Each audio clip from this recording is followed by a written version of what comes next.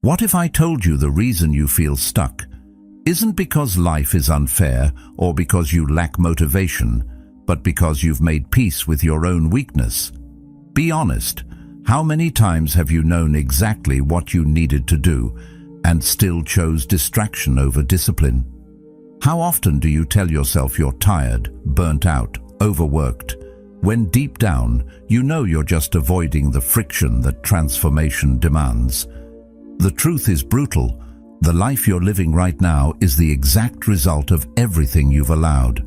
And the version of you that craves comfort, that delays, that negotiates, it's not your ally, it's your captor. The Stoics didn't see discipline as a tool for success.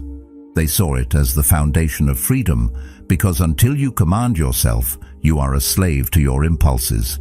This video isn't here to inspire you. It's here to confront you with the version of yourself that needs to die so the real one can emerge. If you're ready to stop reacting and start reigning, if you believe growth begins where comfort ends, then consider subscribing to follow through on becoming who you were always meant to be. It's never loud. It never announces itself with alarms or warnings. The weaker version of you, what some might call the comfort self, whispers. It moves in the quiet moments, not the loud ones. When your eyes open in the morning and you feel that resistance to rising, that's not tiredness. That's it speaking. When you know there's work to do, but your hand reaches for your phone anyway, that's it reaching through you. And when you convince yourself that you deserve a break, that you've done enough for today, even when deep down you know you've barely touched your potential, that voice in your head that sounds so reasonable, so calm, so convincing, that is not your ally. That is your captor. It doesn't scream because it doesn't have to. It's learned your language. It knows how to dress itself up as rest, as balance, as care. But it's none of those things. It is resistance in disguise. It's not asking you to stop. It's just asking you to wait, just a little longer. But that wait turns into days, days into weeks, and weeks into years. That weak self is cunning. It doesn't fight for dominance. It waits for you to surrender. It doesn't push, it nudges. And all it needs is for you to hesitate. That's how it grows. It thrives in the pause before you act, in the breath before you commit. It tells you stories that feel true. You've been through a lot. You should rest. You'll be more focused tomorrow. It's okay to slow down. But every time you say yes to those soft lies, you build a life out of compromise. Comfort is not the reward, it's the trap. The weak self convinces you to accept ease now, at the cost of strength later. And the trade always looks harmless, until you look back and see the pattern. The abandoned goals, the fading discipline, the emptiness behind the excuses. You see, the weak self doesn't demand control. It survives off what you allow. It doesn't win by overpowering you. It wins because you stop showing up. It grows in your absence. It multiplies in your silence. And it tells you it's doing you a favor, that it's protecting you from burnout, from stress, from failure. But in truth, it's protecting you from growth, because growth requires confrontation. It requires discomfort, friction, movement, and the weak self wants none of that. It would rather you stay where you are, familiar, safe, stagnant. So it doesn't fight you directly. It just gently steers you toward inaction, and you barely notice until your fire has dimmed and your edge has dulled. There's a reason why the Stoics didn't speak of comfort as a virtue. They spoke of endurance, of command, of rising with the weight still on your shoulders. Marcus Aurelius once wrote, "You have power over your mind, not outside events. Realize this, and you will find strength." That strength doesn't arrive by chance. It arrives when you stop obeying the whisper, when you recognize that voice for what it is, the quiet sound of self-betrayal. It's not screaming at you because it doesn't need to. It already lives in your habits, in your impulses, in your rationalizations. But once you see it, truly see it, you can begin to separate who you are from what you've been tolerating. The dangerous part is how familiar that voice becomes. Because it mirrors you, it becomes easy to mistake its comfort for truth. You begin to believe that discipline is extreme, that consistency is rigidity, that ambition is arrogance. The weak self paints effort as obsession, drive as delusion. And over time, if you're not careful, you'll lower your standards just to silence the conflict within you. But lowering your standard doesn't remove the conflict. It only deepens the regret. It's in these moments, when you feel that tug toward ease, that craving for delay, that you must remember, permission doesn't have to be loud to be lethal. You don't need a catastrophic failure to derail your path. You only need the repeated decision to settle. Settling is slow erosion. It doesn't feel like collapse. It feels like relief. And that's what makes it dangerous. Because if pain was the cost of weakness, you'd resist it. But when comfort is the cost, you don't notice what it's taking from you until it's gone. Carl Jung once said, "Until you make the unconscious conscious, it will direct your life and you will call it fate." That's the trap. You'll think life is happening to you when really you've just surrendered the wheel to a version of yourself that never wanted to move forward in the first place.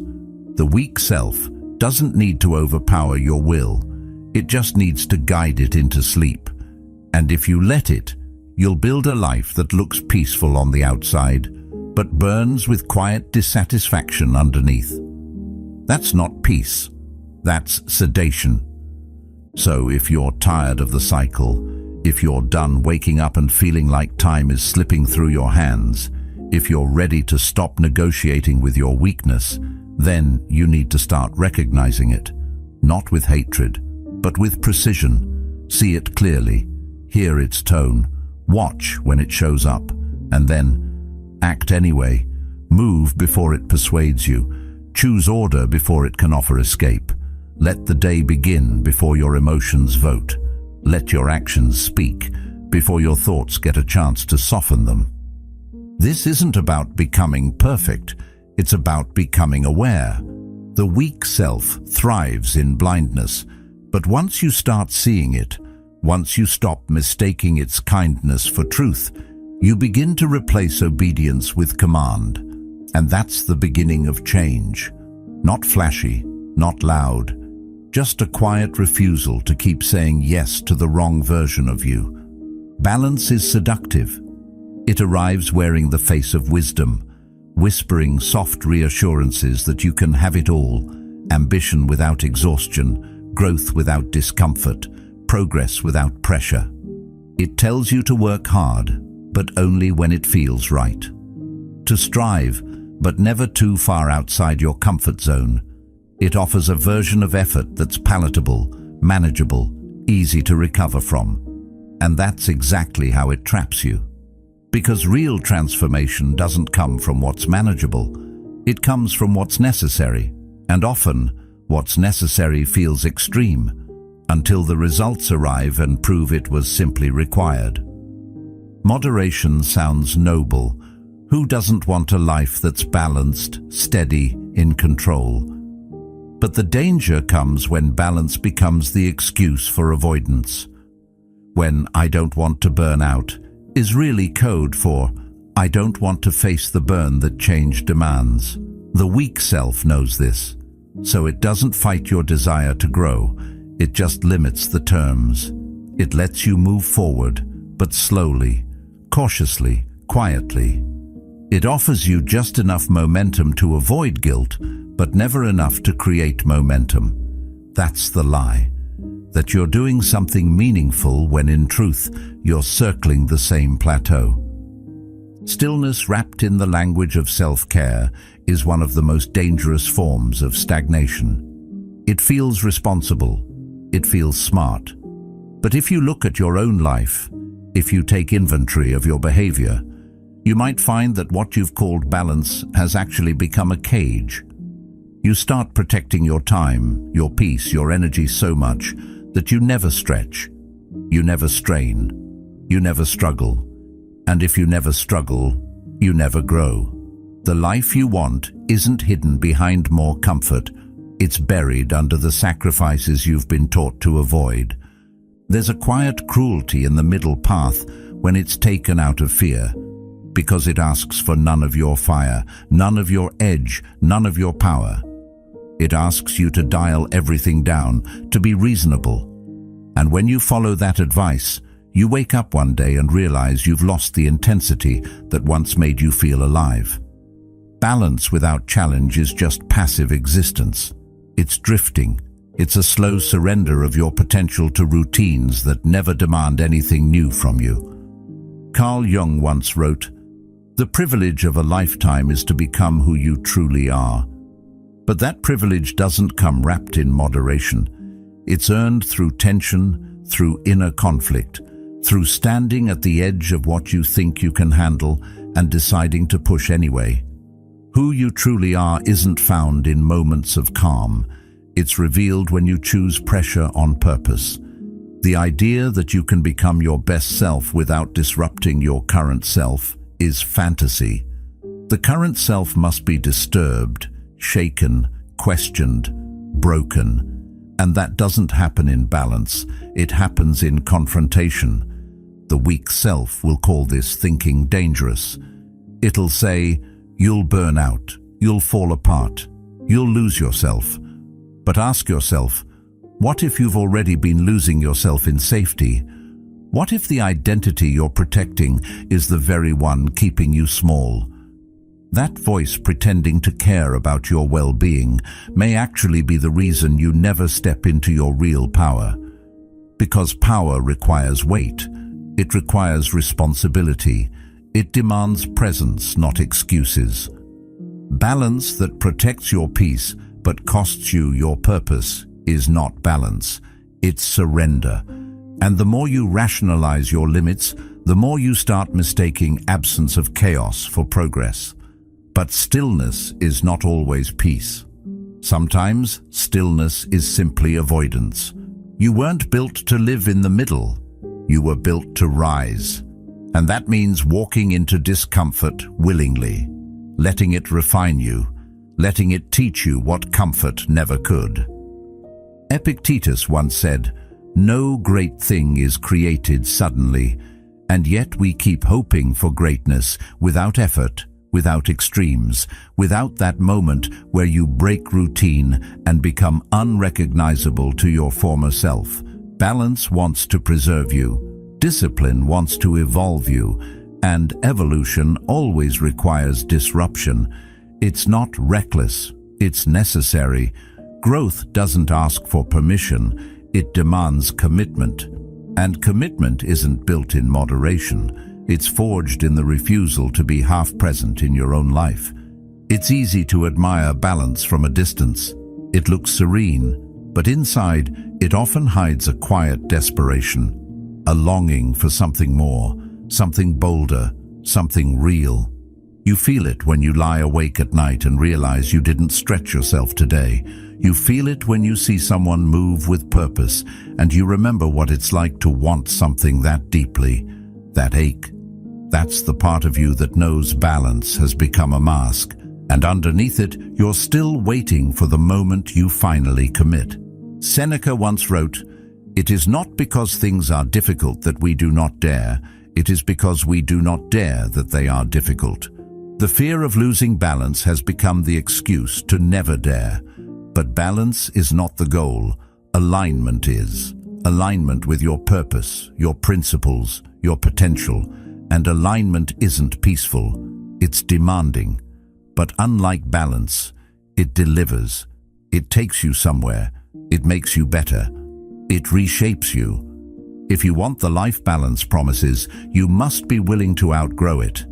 To step into a season that feels heavier, sharper, less forgiving, but infinitely more alive. Because real peace isn't found in protecting your boundaries, it's found in expanding them, not recklessly, but intentionally, choosing discomfort that has direction over comfort that leads nowhere. The weak self wants you to chase calm, but the strong self, it wants you to chase clarity. And clarity often comes from movement, from pressure, from stepping so far outside your usual rhythm that something inside you shifts. That's where real transformation begins. Not in staying safe, but in choosing purpose over preservation.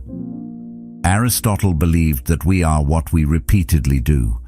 Excellence, then, is not an act, but a habit, and habits don't form in ease. They form in intensity, in discomfort, in the tension between who you've been and who you're becoming. That's where identity is reshaped, not gradually, but with weight, with fire, with focus. Balance is a beginning, not a destination. And if you stay there too long, you forget what it feels like to be alive inside your own pursuit. You don't need balance right now. You need momentum. You need days where you push yourself so fully that the weak self doesn't even get a chance to speak. You need effort that doesn't need to be justified. Movement that doesn't ask for applause. You need to walk into the storm of your own excuses and realize it was never about working harder. It was about working honestly. And honesty doesn't always feel balanced, but it always builds something real. No one wakes up with discipline wired into their bones. You were not born with structure or self-mastery. You were born impulsive, emotional, raw, wired to react to whatever the moment demands. That's the default setting. But default is not destiny. Discipline is not inherited. It's assembled, one difficult decision at a time, one choice to show up when you'd rather delay, one refusal to let emotions steer the wheel. Every time you do what's hard without waiting for the perfect mindset, you're not just making progress, you're building something, something internal, something permanent. The person you admire, the one who moves with command and clarity, they didn't find that in themselves. They forged it. And you're not any different. The version of you you're chasing won't be discovered. It must be constructed, slowly, deliberately, brick by brick. Each time you resist the easy path, even in the smallest ways, you're laying the groundwork for identity. Not the one handed to you by circumstance, the one shaped by intention.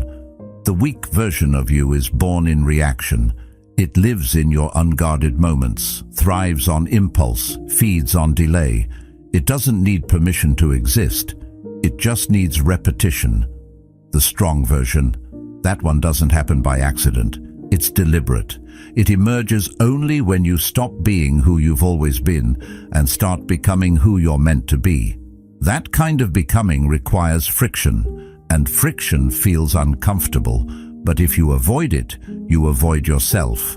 But identity isn't just built by what you do. It's shaped even more by what you stop tolerating. You cannot grow into a disciplined person while still clinging to the behaviors that built your weakness. You can't build a structure while protecting the debris of the old one. You have to clear it. That means you must confront it, your habits, your language, your mindset. That means holding your excuses up to the light and seeing them for what they are. The old self trying to survive through logic. Discipline isn't the act of doing more, it's the act of becoming less reactive to your inner noise. Most people never become who they're meant to be because they keep trying to improve the version they should have already buried. They decorate it, justify it, make it slightly more productive, but they never replace it. And that's why they always feel stuck. You can't become disciplined while still identifying with the undisciplined version of yourself. At some point you have to draw a line and say, that is no longer me. Not just in words, but in behavior, consistently, repeatedly, without applause. Marcus Aurelius wrote, "Waste no more time arguing about what a good man should be. Be one." That's the shift.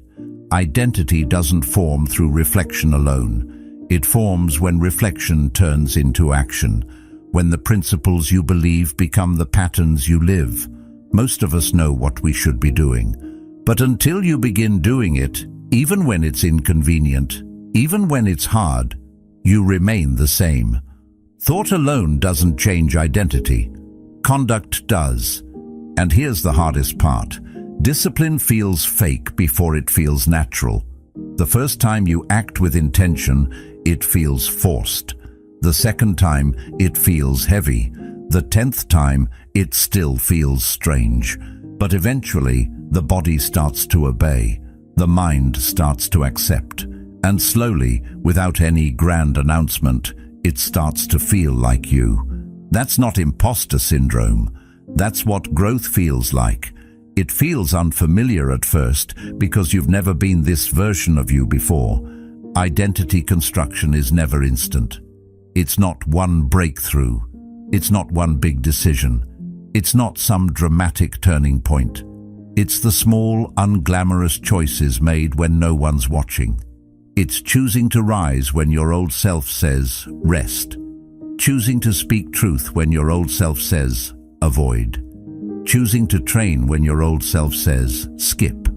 You become who you are by what you repeatedly do when it's inconvenient. Not once, always. Seneca once warned, "We suffer more often in imagination than in reality." And that's what keeps the old self alive. Imagination. The fear of how hard it might be. The stories you tell yourself about why you can't change yet. The belief that you're not ready, not capable, not built like that. But the only reason you're not built like that is because you haven't built it yet. And the only way to build it is to stop retreating into thought and start investing in action. Discipline isn't about self-punishment. It's about self-respect. It's not about being rigid. It's about being deliberate. It's not about doing everything. It's about doing the right things consistently. The new identity you want isn't hidden. It's simply waiting on the other side of your resistance. The question isn't whether you're capable of becoming that person. The question is whether you're willing to keep showing up until the old version no longer fits. Every disciplined act is a vote against who you were, a vote for who you're becoming. And the only way to win that election is to keep voting daily, without fanfare, without waiting to feel like it. Identity doesn't respond to moods, it responds to action. And when action becomes your default, the question of who you are answers itself, not with words, but with evidence, not with hope, but with proof. The strong self doesn't arrive fully formed. It's built through days of silence, weeks of resistance, and years of deliberate repetition, through thousands of choices that no one will ever see. And if you can carry that weight long enough, something inside you will shift. And the weak self, the reactive one, the one built on excuses, won't even recognize the person you've become. Because it's not a version of you anymore, it's just a memory of what you once settled for. Comfort feels kind, but it's deceptive. It arrives dressed as relief, disguised as care, but what it truly does is slowly convince you that stillness is the goal. You reach for it in moments of stress, tell yourself you've earned it, and then wrap yourself in it like a blanket. But you don't rise from it refreshed. You sink deeper. The break becomes longer than planned. The pause turns into avoidance. And before you realize it, the moment of peace you were chasing becomes a pattern of escape. That's the trap.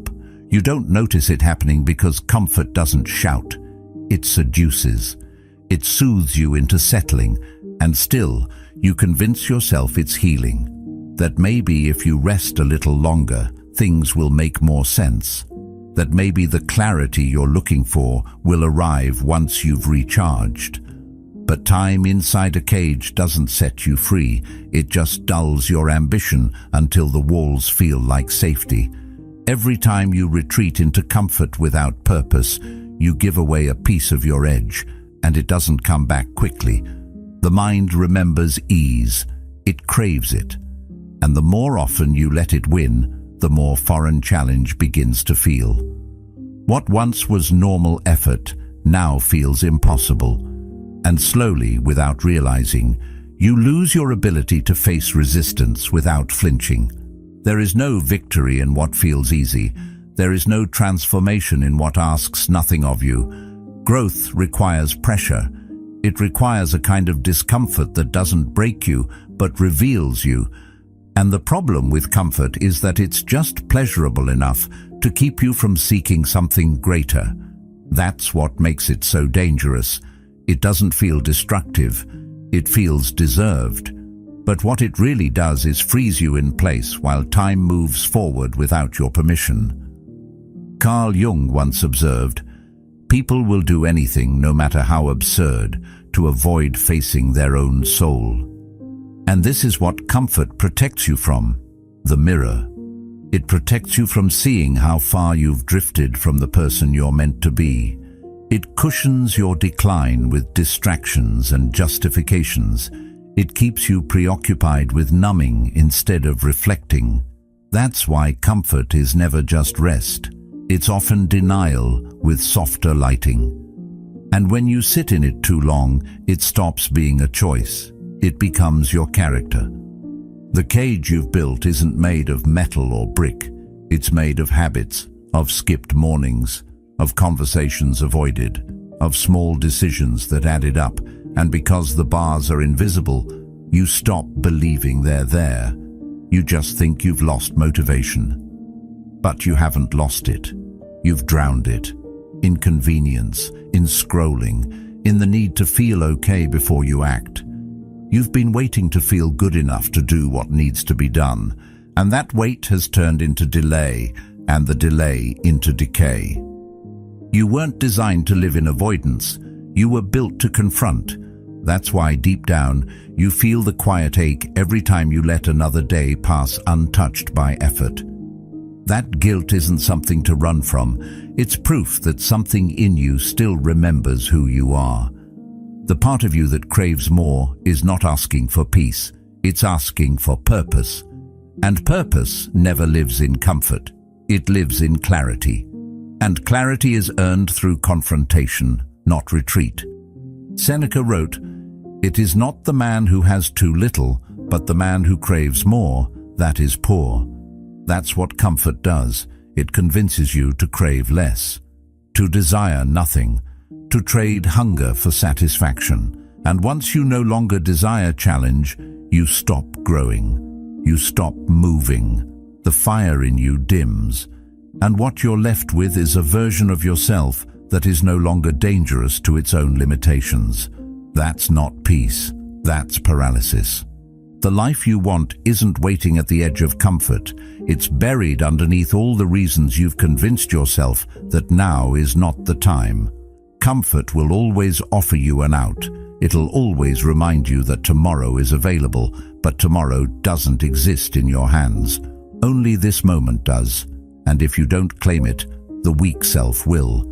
That version of you that wants nothing but ease and reassurance, it is always waiting to return. And all it needs is your permission. You can feel the difference, can't you? Between the days you chose structure and the days you surrendered to softness. One leaves you heavier, one leaves you clear. You don't need more balance, you need more truth. And the truth is, the most meaningful parts of your life, the parts that made you feel proud, focused, alive, never came from sitting still. They came from movement, from effort, from leaning into the pressure you were told to avoid. Epictetus once said, "Difficulties show what men are, not ideas, not intentions, not potential.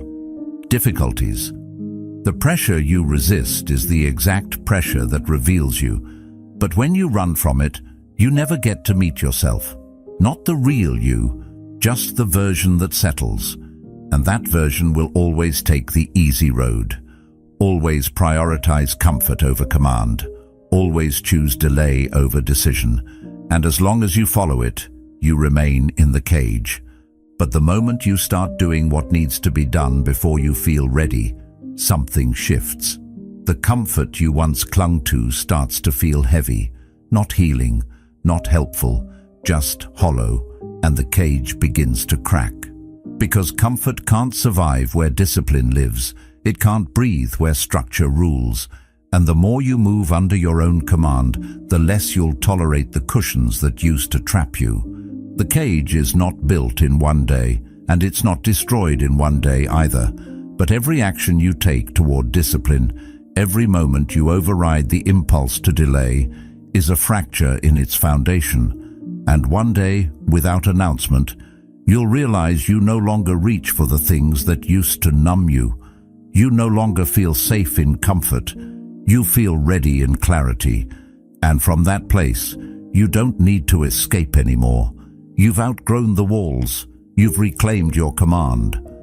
Aristotle said, "We become what we repeatedly do."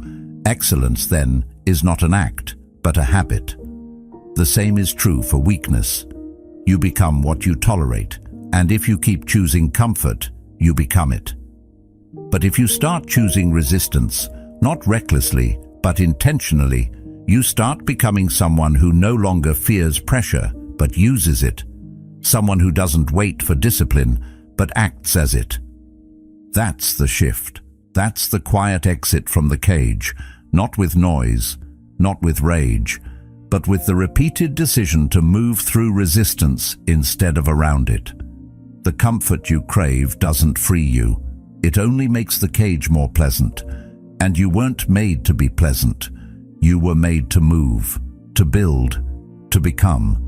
So stop fluffing the pillows, start breaking the walls, and don't stop until comfort feels like confinement, and effort feels like home. You probably imagine change like a thunderstorm, loud, dramatic, and impossible to ignore. A singular defining moment where everything shifts, and suddenly you're someone new. But real transformation doesn't sound like a war cry. It sounds like silence. It looks like you, alone, staring at the task you swore you'd do, and feeling the weight of deciding whether today is the day you finally follow through. There's no applause in that moment, no spotlight, just you, and the voice in your head, and the gravity of your own promise. The true war isn't waged in one epic battle. It's fought in 1,000 small ones. When it's early and cold, and your bed is warm, when no one will know if you skip this one time, when the only reward is integrity and the only witness is your conscience. The weaker version of you is clever. It doesn't try to overpower you with resistance. It doesn't need to. It just needs you to pause, to hesitate, to consider the option of later. And it's convincing. It tells you you've done enough for today, that you've earned some rest, that maybe tomorrow you'll have more clarity, more energy, more willpower, but tomorrow is always a promise, never a plan. And that voice, the one that sounds so reasonable, isn't offering rest. It's offering retreat. The weak self doesn't want you to quit. It just wants you to delay, because delay is slow defeat. The hard part isn't knowing what you need to do. You already know. It's in your plan, your journal, your goals. The hard part is holding the line when no one is watching, when doing the right thing won't get you recognition or praise, just personal alignment. That's where most people break, not publicly, but privately. Not because they were weak, but because they expected the war to be louder. They thought it would feel like a movie scene, but growth isn't cinematic. It's repetitive, it's invisible, and if you're waiting for it to feel powerful before you act, you'll miss the moment every single day. There's no trophy for doing what you said you'd do. No one is going to thank you for waking up on time, for putting in effort, for showing restraint when you could have indulged. And that's what makes the war so difficult. The enemy doesn't come from outside. It doesn't wear armor or carry a weapon. It wears your face, it uses your voice, and it speaks in a tone that sounds like logic, but is really just fear in disguise. Its goal isn't to destroy you, it's to distract you just long enough for the fire to fade. Seneca warned, "While we waste our time hesitating and postponing, life is slipping away." And that's the quiet tragedy of the war not being loud. You don't hear the moment you lose, you just drift, a little each day, until what was once urgency becomes indifference, until the version of you that used to reach has settled for surviving. But survival is not the goal, not if something inside you still longs to rise. This war is fought in choices, not grand ones, but subtle ones. It happens when you reach for your phone instead of your goals, when you scroll instead of reflect, when you promise to begin tomorrow instead of just starting. And each time you give in, the old self strengthens its grip. It grows not because it's stronger than you, but because it's been fed more often. The more you listen to it, the more familiar it feels. But familiarity is not truth, and ease is not alignment. Marcus Aurelius wrote, "If it is not right, do not do it. If it is not true, do not say it." That kind of clarity doesn't come from volume. It comes from discipline, from knowing what matters even when nothing outside you reminds you of it. The war being quiet doesn't mean it's not happening. It just means you need to raise your awareness to hear it, to recognize when the weak self enters the room and speaks like a friend, and to answer with action, not argument.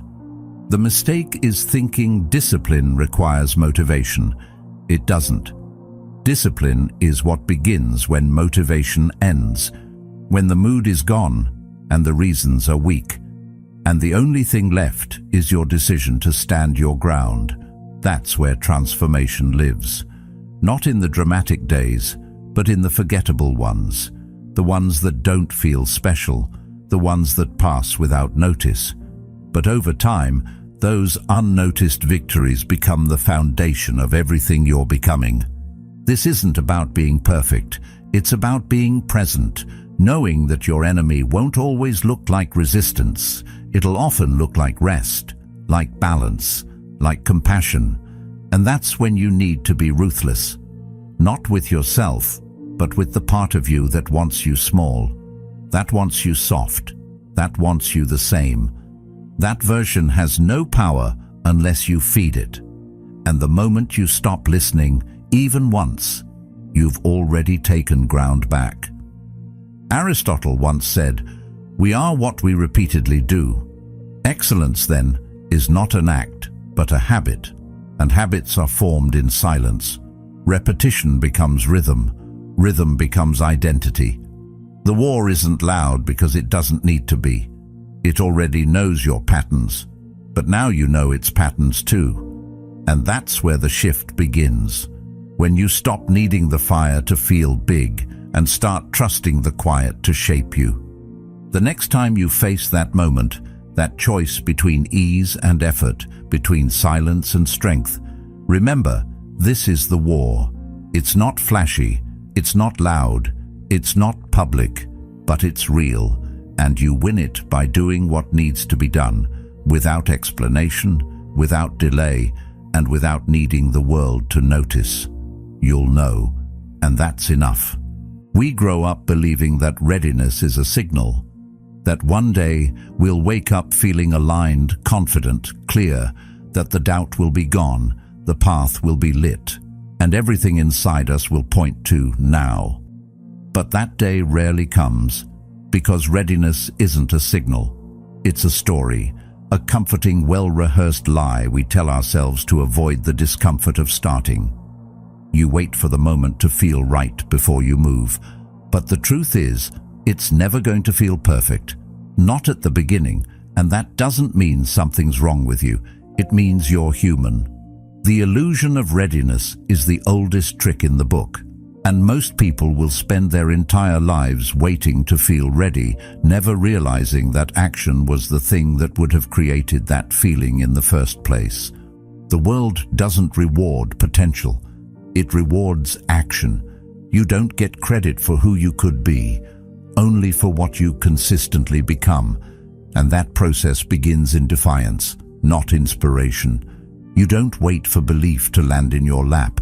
You move, even with doubt in your chest, even with resistance in your body. You take the step before you feel stable. You show up before the confidence arrives, and something strange begins to happen. Your movement builds the mindset you were waiting for. Your action creates the clarity you thought you needed before starting. You've been told it works the other way around. That belief comes first. But belief is often born from evidence, and the only way to generate that evidence is to do the work. The people who cross over into transformation aren't the ones who feel most ready. They're the ones who feel the fear, the fog, the hesitation, and act anyway, not recklessly, not impulsively, but with discipline, with conviction, with the understanding that perfection isn't a requirement for progress. In fact, it's often the barrier. The weaker version of you thrives on delay. It doesn't scream, "Quit." It softly whispers, "Not yet." Let's wait until we're more prepared. Let's get a little more information. Let's rest first, then begin tomorrow. But what that version of you doesn't tell you is that tomorrow brings the same doubts, the same hesitation. And before long, tomorrow becomes next month. Next month becomes next year. And eventually, you're not waiting anymore. You're stuck. Stuck in a cycle of planning, preparing, researching, everything but starting, because you believed the lie that readiness would knock. And one of the most common ways we waste it is by mistaking mental rehearsal for movement. You can visualize, journal, affirm all you want, but none of it replaces the power of stepping into discomfort, of doing the thing unprepared. Not because you're careless, but because you've realized preparation has become your excuse. Some of your most important decisions will come before you feel emotionally ready to make them. And that's okay, because emotional alignment often lags behind decisive action. You don't need more time, you need more truth. And the truth is, no moment will ever feel perfect enough. Readiness is a moving target. Every time you get closer to it, it shifts. That's because your standards grow with your delay. The more time you give yourself to prepare, the more pressure you place on the start. And eventually the start feels so heavy that it collapses under its own weight. That's how resistance wins. Not by stopping you, but by convincing you to perfect your approach until it's too big to begin. The disciplined mind doesn't chase readiness. It builds momentum through rhythm, not motivation. It understands that consistency doesn't begin with energy. It begins with commitment. And commitment doesn't care about your mood.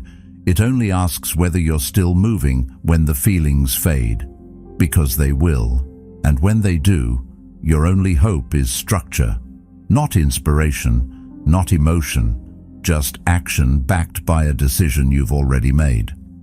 Epictetus taught, first say to yourself what you would be, and then do what you have to do.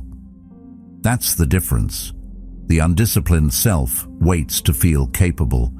The disciplined one moves as if it already is, not from arrogance, but from alignment, from understanding that action doesn't follow belief. It forges it. You become disciplined by acting disciplined. You become consistent by being consistent. Identity doesn't wait for readiness. It forms from repetition, from refusing to let the weather inside you dictate the work in front of you. And that refusal doesn't feel glamorous. It feels quiet, awkward, uncomfortable. But inside that discomfort is your edge, your real edge.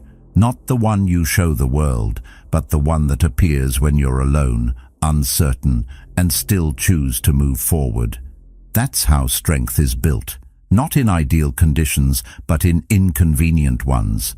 Not when you feel bold, but when you feel broken and still show up anyway. Aristotle once said, "Knowing yourself is the beginning of all wisdom." And to truly know yourself You have to move beyond theory. You have to test your limits. You have to stretch beyond your current patterns. And that means starting before you're confident. Not because you want to, but because you refuse to keep lying to yourself about needing more time. That's not truth. That's fear wearing strategy as a mask. The longer you wait, the louder the doubts become. The heavier the first step feels. But once you take it, once you step into motion, the fog begins to lift. It won't disappear all at once, but it will thin. And with each move you'll see more. Understand more, trust yourself more. Not because you figured it all out, but because you didn't wait to figure it all out before acting. Readiness is not a requirement, it's a result. And the sooner you let go of needing to feel ready, the sooner you'll become someone who acts from principle instead of permission. The weak self will always beg for more time. The strong self doesn't ask. It moves, quietly, daily, without debate. And the more you do that, the more you'll realize what you were waiting for wasn't readiness. It was courage. And courage doesn't wait. It leads. Pain doesn't show up by accident. It arrives at the very moment you start pressing against your limits, and not the limits the world gave you, the limits you built for yourself. The soft walls of habit, the quiet ceilings of doubt, the invisible fences of fear. You touch them and it stings, not because you're broken, but because something inside you knows it can't stay the same. Pain isn't just discomfort. It's a confrontation, a sign that you're standing at the edge of who you were, and something deeper is being asked of you. Most people mistake that signal as a reason to stop, to retreat, to protect what feels familiar. But the truth is, that pain isn't a warning. It's proof that you're in the right place. It's easy to forget that growth and safety rarely exist in the same space. The very things that stretch us are the ones that threaten the weaker parts of us, the parts that make excuses, that delay, that fold the moment discomfort knocks. Those parts aren't evil. They were built to protect you from risk, from exposure. But they don't understand the cost. Because every time you obey those parts, every time you let them convince you to step back, you pay with your potential. You pay with the version of you that could have been, the one hiding just on the other side of the struggle you keep avoiding. Carl Jung once wrote, "There is no coming to consciousness without pain." And that line speaks to more than just philosophy. It speaks to the process, the real process, the internal transformation that doesn't happen with ease but with intensity. Because the person you want to become doesn't live in the same patterns as the person you've been. Something has to break, something has to burn, and pain is the flame that starts the change. But it's not just the sharp pain of failure. It's the slow, grinding kind too. The ache of waking up early when you want to sleep. The mental resistance that hits when you're about to do something hard. The emotional weight of doubt as you move toward something bigger than what you think you're ready for. That's where the real war is. In the invisible moments when no one is watching. In the choice between ease and effort. Between comfort and character. Seneca reminded us, difficulties strengthen the mind, as labor does the body. He didn't say they entertain the mind, or that they give you peace. He said they strengthen it, which means your most painful moments are often your most productive, even if they don't feel like it at the time. Because pain, when faced with intention, is a teacher. It shows you where your boundaries are, and more importantly, it dares you to cross them. But this isn't about glorifying suffering. It's about respecting the signal, understanding that pain isn't the enemy. It's the invitation to stay in it just a little longer, to breathe through the urge to quit, to prove to yourself that you're not controlled by old wiring. Every time you push through the friction, you are slowly burying the version of you that always needed things to be easy. And you're pulling a new self forward, one built in pressure, in purpose, in choice. That's why the moment you want to stop is the exact moment that matters most, because that's when your body says, enough, but your mind gets to reply, not yet. That's when your comfort zone puts up its last fight and you get to decide whether it wins. Most people wait for motivation to push them, but motivation is fleeting. What actually transforms you is momentum, choosing to keep going when there's no feeling left to support it. When the only thing you have is the decision not to quit.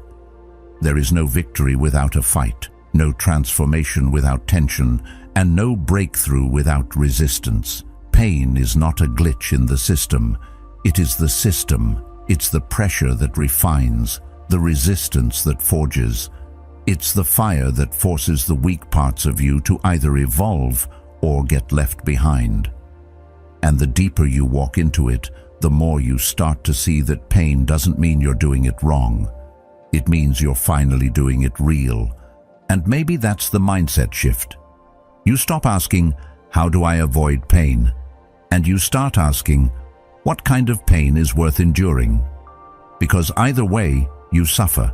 You suffer from regret, or you suffer from discipline. You suffer from the weight of inaction, or from the tension of growth. But only one of those leads somewhere. Only one of those makes you proud of who you've become on the other side. Pain sharpens you. It calls your bluff. It tests whether the words you say about who you want to be actually mean anything.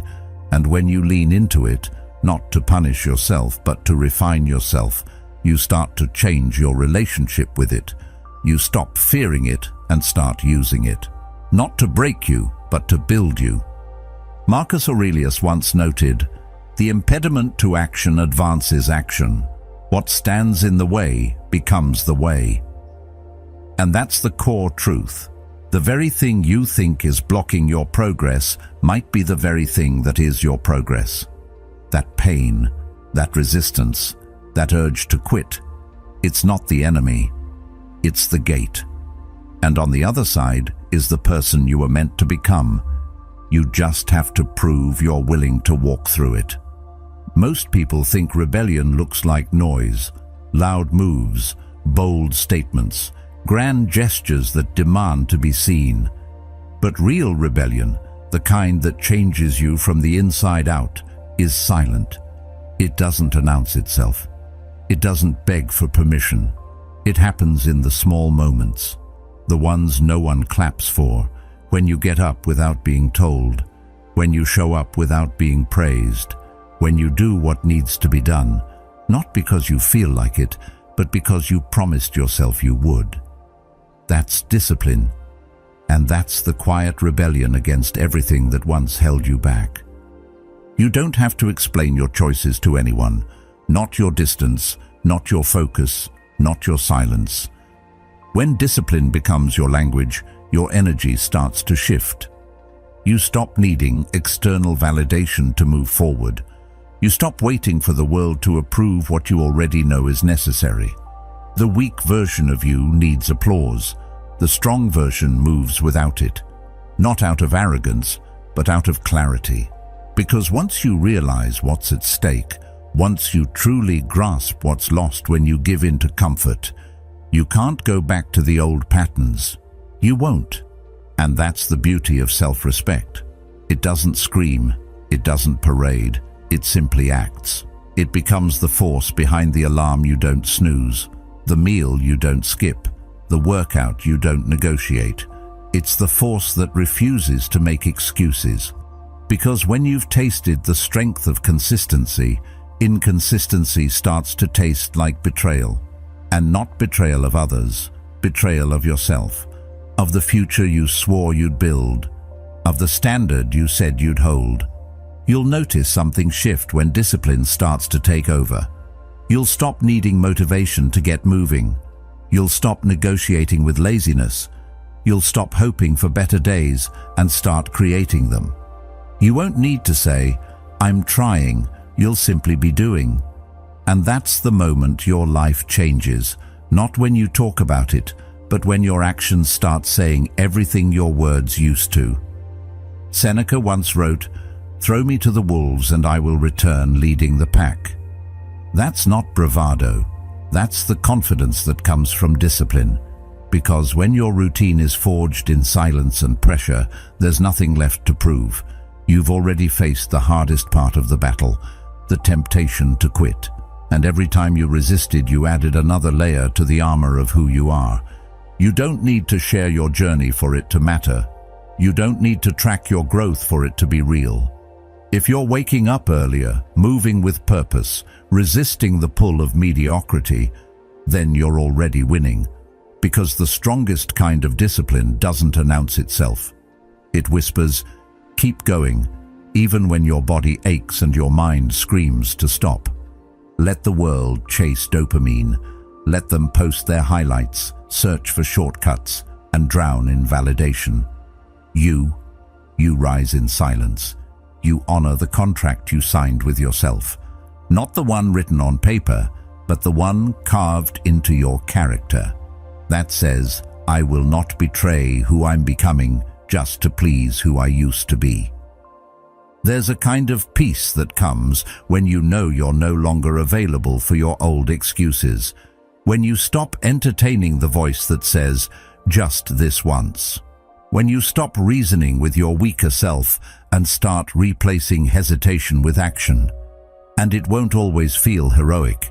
It won't always feel rewarding in the moment, but the mirror sees it, the silence records it, your future self remembers it, and it adds up. Every rep, every early morning, every task done without applause. It's all stacking, all compounding, all building the kind of life most people say they want, but aren't willing to earn. Because discipline doesn't offer instant rewards. It offers identity. It turns you into someone whose habits match their vision, someone whose life reflects what they said they wanted, not just once, but every single day. You don't need to wait for inspiration. That's the old way. That's the path of those who start strong and fade fast. The truth is, inspiration is a byproduct of action, not the cause of it. You move first, you push first, you decide now, and eventually the feelings catch up. But even if they don't, it doesn't matter, because you didn't build this life on emotion, you built it on discipline, and that's the quiet rebellion. The refusal to live like everyone else, to wait for the perfect time, to need to be seen before moving. You move because you said you would. You act because the alternative is being someone you swore you'd never be again. That's the core of this path. Not loud, not flashy, just true, just strong, just real. Excuses are clever. They don't shout, they whisper, they sound like logic. They speak in the language of just this once, or I'll start tomorrow. And over time, they become comforting, familiar, even protective. But comfort isn't the same as truth. And in the silence between who you are and who you could be, excuses are the only thing keeping you stuck.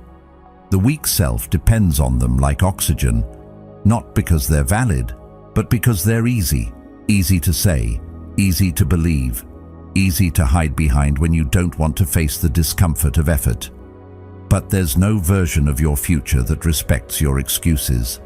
There's no version of your strongest self that's built on delay. 2026 has no memory of 2025.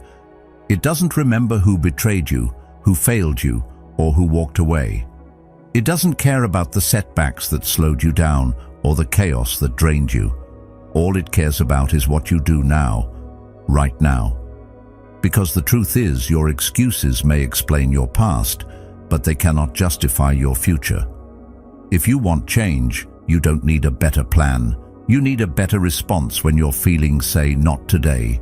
Because real change doesn't happen when it feels right. It happens when you act despite how wrong it feels. You don't overcome weakness by negotiating with it. You don't talk it out of its patterns. You starve it. You remove its fuel. And that fuel is delay. That pause between your intention and your action. That's where your excuses live.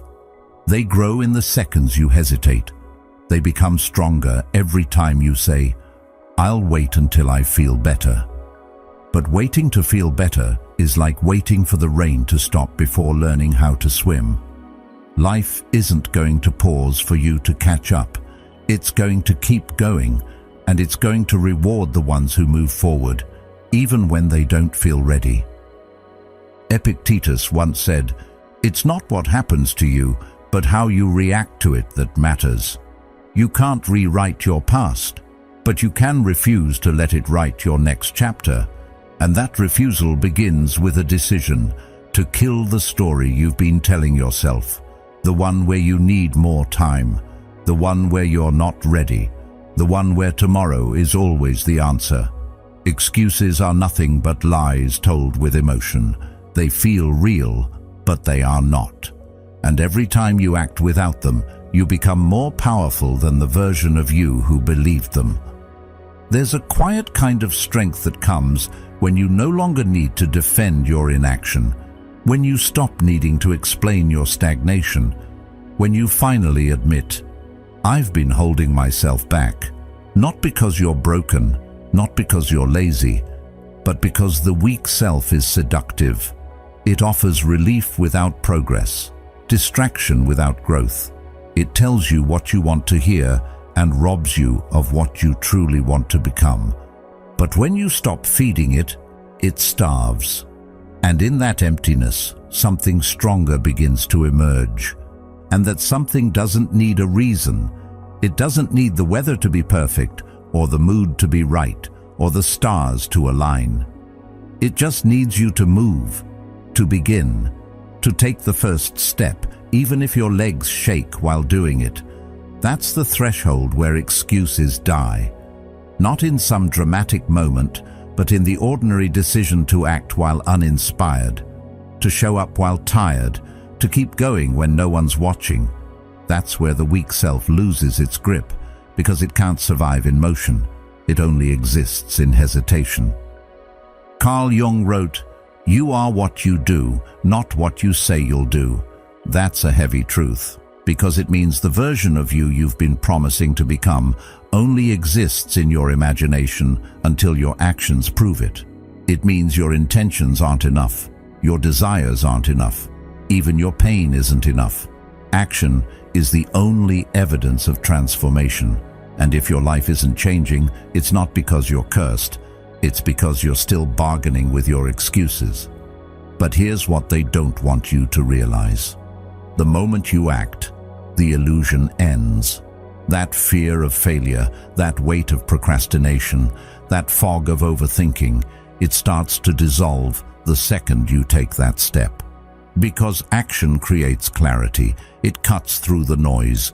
It reminds you that you are not your thoughts, you are not your feelings, you are not your past. You are what you choose to do, even when every part of you wants to stay the same. And it doesn't have to be big, it doesn't have to be dramatic, it just has to be real. One step, one rep, one honest choice made without delay. And once you do that, you're no longer living under the rule of your weaker self. You're rebelling, quietly, powerfully, consistently. And over time, that rebellion becomes your identity, not the person who talks about change, but the person who embodies it. There's a kind of freedom that comes when excuses no longer work on you. When you hear the voice that says later and you answer with action. When you feel resistance and move anyway. That's the beginning of a new self. One that doesn't need a new year or a clean slate, just the willingness to stop waiting. Because if you can move while uninspired, if you can act without motivation, if you can show up even when the voice in your head says don't bother, you become unstoppable. So don't waste this year explaining what's holding you back. Use it to become someone who no longer accepts the story that delay is necessary. Someone who sees excuses for what they are, not flaws in your discipline, but cracks in your commitment. And commitment is a choice you get to make every single day without asking anyone's permission. The death of excuses isn't loud. It won't feel like a breakthrough. It will feel like discipline, like quiet movement, like doing what you said you would. And that's what this year demands. Not more promises, not more dreams, just more action. Right now, as you are, while it's hard, while it's quiet, while it doesn't feel magical, because the magic isn't coming, but you can, and that's all you need. We grow up believing that time will take care of everything, that the hurt will fade, that the shame will dissolve, that the old habits will fall away simply because days pass. But time is not a healer, it's a mirror. It doesn't care what you've been through or what you're waiting for. It just reflects whatever you choose to do with it. And if you're hoping that time alone will somehow deliver a new version of you, you're already losing to the clock. Because while you wait, someone else is working. While you delay, someone else is building. While you pray for change, someone else is becoming it. And that difference is everything. We love the comfort of deferring responsibility to time. It's a convenient scapegoat. I'm not ready yet. It's not the right season. Maybe next year. But none of those statements change the reality that time doesn't heal pain. It exposes it. The same wound you ignore today will still bleed tomorrow. The same fear you run from now will still whisper in your ear next month. Time doesn't erase. It repeats. And if you're not conscious of that, you start mistaking patterns for progress. You convince yourself you've changed just because time has passed, when in reality, you've just become more of what you already were. That's the trap. Time rewards the disciplined and punishes the passive. The lazy become lazier, the distracted become more scattered, and the ones who take ownership, they become sharper, stronger, more resilient with each passing moment. The difference isn't in the hours, they're the same for everyone. It's in how those hours are used. Do you spend them numbing yourself from your own reflection? Or do you use them to build a version of you that your past self would be proud of? Carl Jung said, "What you most need will be found where you least want to look." And where most people refuse to look is their own history, their own timeline. Because when you look honestly, you realize time didn't change anything. You just adapted around the same avoidance. You changed scenery, not self. You learned how to disguise the pain instead of confronting it. But time doesn't forget. It brings it back in cycles. In relationships, in routines, in late nights when you're alone and can't lie to yourself anymore. If you don't interrupt the cycle, it becomes who you are. And the scariest part is that it happens quietly. Not with dramatic failure, but with small concessions. The morning skipped, the promise broken, the plan delayed. And every time you let those moments pass unchecked, you teach time to work against you. You train it to deepen the grooves of who you've always been, instead of carving out who you could be. And eventually, you look back and realize, you didn't live 10 years, you lived 1 year, 10 times. That's why change isn't measured in time, it's measured in awareness. The moment you wake up and realize time is not your ally unless you make it one, that's when everything begins to shift. Because once you see time as a mirror, you stop expecting it to fix you. You stop waiting for a future version of yourself to show up and save the current one. You start building that version brick by brick, decision by decision, day by day. Not perfectly, not all at once, but intentionally. Seneca once wrote, "While we are postponing, life speeds by." That's not just a warning, it's a reality. Time does not slow down for your healing. It does not wait for your motivation. It does not pause for your doubt. It moves, and it carries you with it, whether you're growing or not. So the question is never, how much time will it take? The real question is, what will time reveal about me if I keep living like this? And here's the truth that cuts deep. If you're not actively evolving, you're decaying. There is no neutral state. You are either sharpening your mind or letting it dull, strengthening your habits or weakening your spirit. becoming more aligned or more fractured. There is no version of you that stays the same. And that's what makes time so brutally honest. It shows you the truth, even when you refuse to see it. The person you're becoming is hidden in your patterns, not your plans. You can say you want to grow. You can talk about your goals. But if time is filled with the same actions, the same avoidance, the same excuses, then it's not transformation. It's repetition disguised as hope. And the more time you spend lying to yourself, the harder it becomes to look in that mirror and recognize who you've become. But here's the beautiful part. Mirrors can reflect change too. They don't just show you who you are. They show you who you could be if you face what's been holding you back. And that begins with no longer blaming time for your wounds. It begins by realizing that healing isn't passive. It's not something that happens while you sleep.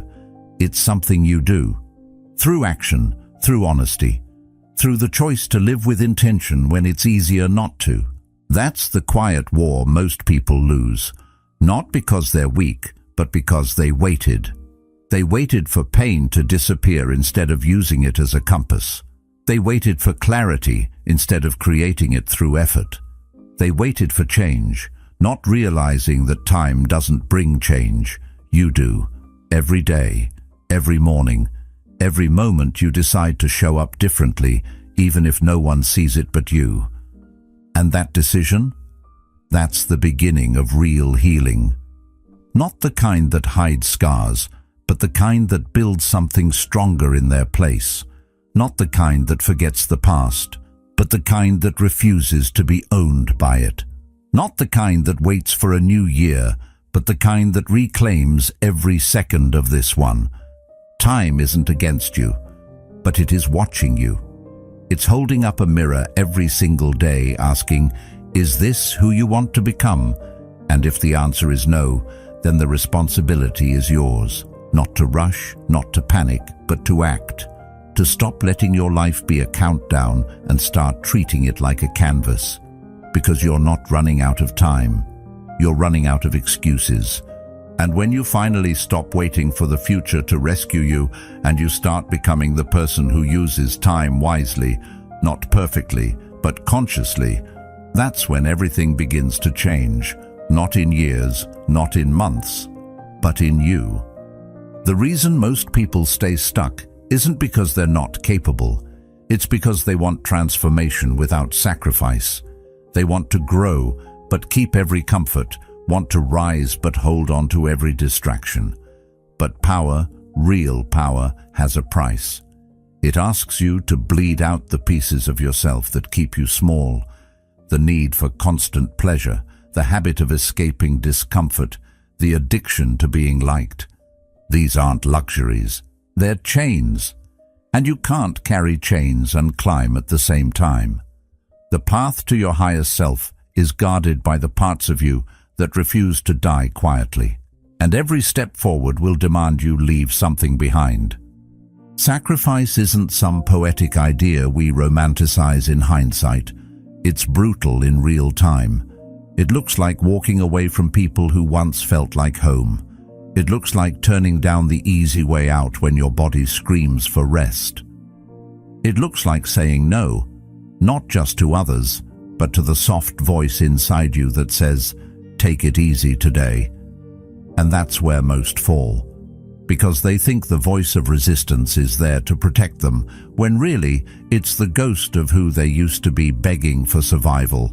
Sacrifice then becomes a form of mercy, not towards that weaker self, but toward the person you could become if you stop feeding what's been holding you back.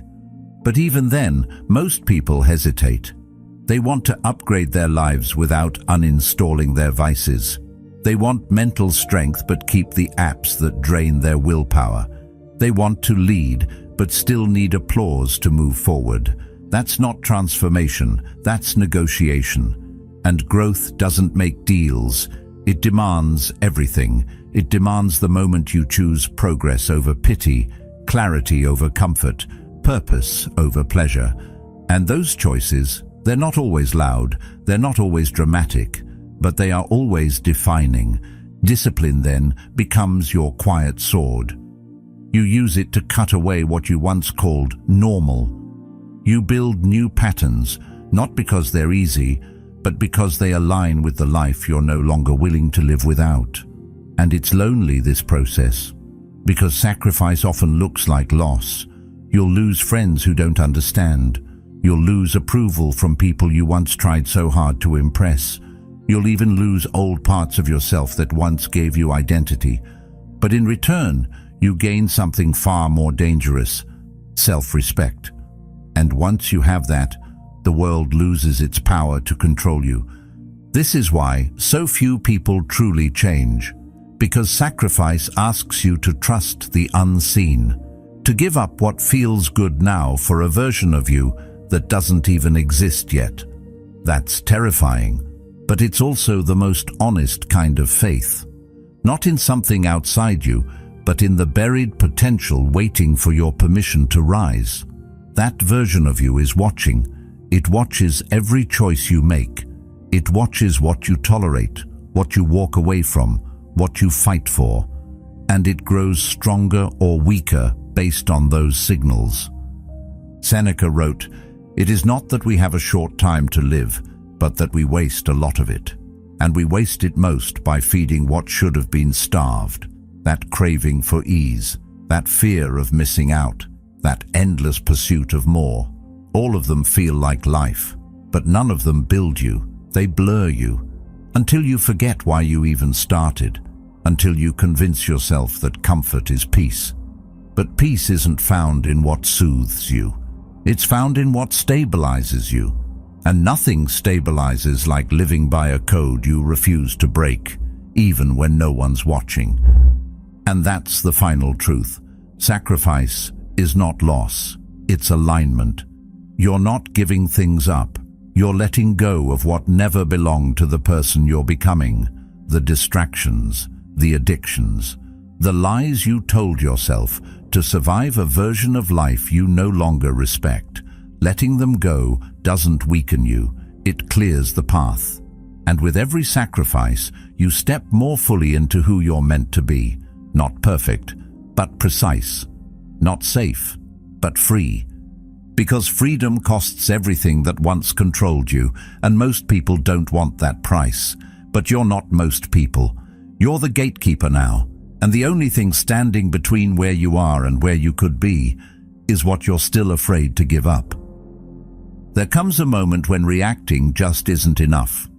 You've been playing defense, dodging every hit, responding to every doubt, shrinking a little each time life threw something unexpected.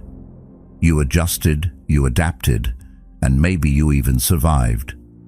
But survival isn't the goal anymore. You've outgrown that. Because deep down, you know you weren't built just to endure the storm. You were made to become it. There's a difference between being shaped by chaos and being the one who shapes it. One makes you a victim of momentum, the other turns you into the momentum itself. You've spent long enough being moved by mood, circumstance, and the opinions of others. You wake up tired, and your energy follows. You get one piece of bad news, and the whole day collapses. That's not life, it's emotional slavery. Being ruled by the weather of your mind, by the gusts of insecurity and self-doubt. But what if the storm isn't outside of you? What if it's been waiting inside all along, untapped, misunderstood, restrained by your need to be polite to the world that's been punching you in the gut? There's a certain violence in growth, a silent, focused aggression, not toward others, but toward weakness, toward excuses, toward that old voice that whispers, "You're not ready yet." You don't silence that voice by arguing with it. You silence it by becoming something it can't reach. You build a presence so firm, so grounded, that the wind of doubt blows right past you. Carl Jung once said, "The most terrifying thing is to accept oneself completely." And he was right. Because when you finally stop apologizing for your strength, when you stop making yourself small just to be accepted, it terrifies people. But more importantly, it transforms you. You stop negotiating with your limitations. You stop pleading for clarity. You start commanding action. Because a storm doesn't wait for permission. It moves. It disrupts. It reshapes the land. And that's who you need to become. The one who reshapes everything by how you show up. Not with noise, not with flash, but with a presence that makes people pause. The kind of silence that feels like thunder about to break.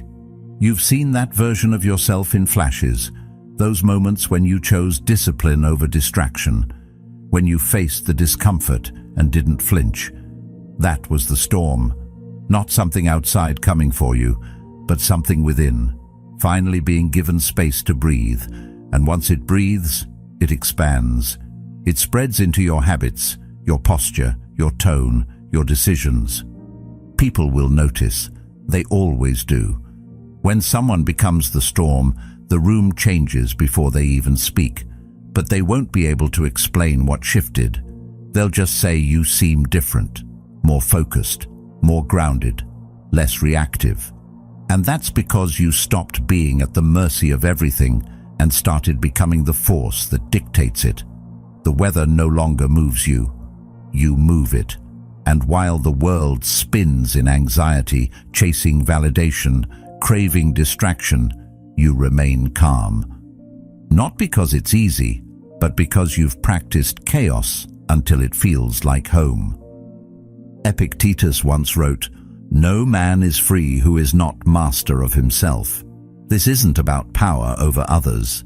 It's about power over the impulses that once ruled you. The craving to explain yourself, the urge to react, the need to feel motivated before you move. You leave all of that behind, and in its place, you build stillness. Not the stillness of passivity, but the stillness of pressure, the kind that crushes the old you until only what matters remains. The stillness that makes action feel inevitable, not optional. That's what the storm feels like when it lives in you. It's not rage, it's clarity. It's not chaos, it's control.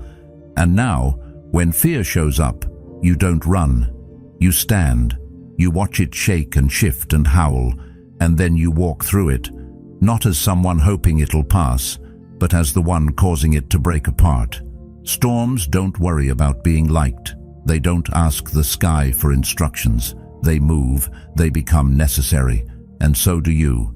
Necessary for your own future, necessary for every version of you that almost gave up, because each time you chose the hard path, each time you silenced the noise and leaned into the pressure, you were preparing. You were building the kind of core that doesn't crack when life gets heavy.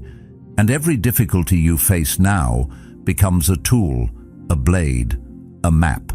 Not because it makes you suffer, but because it forces you to grow sharper. You begin to thank the resistance, not because it's pleasant, but because it reveals where your power begins. You no longer need to wait for things to feel right. You make them right. You don't hope the weather calms. You are the weather. And that truth, once internalized, changes everything. You're not here to be gentle with your weakness.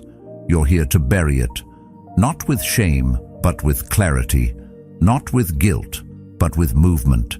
Every time you hold the line, every time you show up when you don't feel like it, every time you decide that now matters more than what you feel, you reinforce the storm.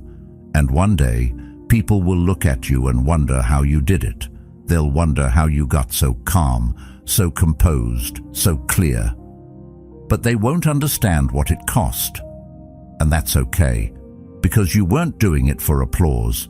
You were doing it because you refused to die as someone who was always almost ready. Plato once said, "The first and best victory is to conquer self."